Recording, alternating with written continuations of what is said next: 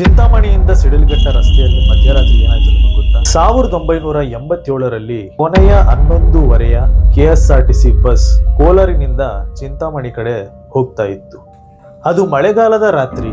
ಚಾಲಕನಿಗೆ ಬಿಳಿ ಸೀರೆಯಲ್ಲೊಬ್ಬ ಹೆಂಗಸು ಕೈಯಲ್ಲಿ ಲ್ಯಾಂಟರ್ನ್ ಹಿಡಿದು ನಿಂತಿದ್ದಳು. ಆಕೆ ಬಸ್ ಹತ್ತಿ ಕೊನೆಯ ಸೀಟ್ನಲ್ಲಿ ಕುಳಿತುಕೊಂಡಳು. ಮುಂದಿನ ನಿಲ್ದಾಣ ಬಂದಾಗ ಸೀಟ್ ಖಾಲಿ, ಆದ್ರೆ ಟಿಕೆಟ್ ಸುಟ್ಟಿತ್ತು. ಸೀಟ್ ಎಲ್ಲ ನೀರಿನಿಂದ ನೆಂದೋಗಿತ್ತು. ಮುಂದಿನ ರಾತ್ರಿ ಆಕೆ ಅದೇ ಸ್ಥಳದಲ್ಲಿ ಮತ್ತೆ ಕಾಣಿಸಿಕೊಂಡ್ಳು. ಚಾಲಕ ಬಸ್ ನಿಲ್ಲಿಸಲಿಲ್ಲ. ಆಕೆ ನಕ್ಕಳು. ಅದೇ ವಾರ ಚಾಲಕನು ಅಪಘಾತದಲ್ಲಿ ಸಾವನ್ನಪ್ಪಿರ್ತಾನೆ. ಊರಿನವರು ಹೇಳೋ ಪ್ರಕಾರ ಆಕೆ ಮದುವೆಯ ಸಮಯದಲ್ಲಿ ಸತ್ತ ವಧು. ಇನ್ನೂ ಬಸ್ಗಾಗಿ ಕಾಯ್ತಾ ಇದ್ಲು.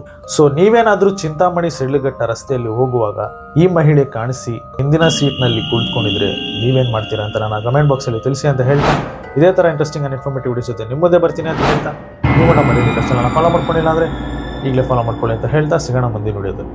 ಅಲ್ಲಿವರೆಗೂ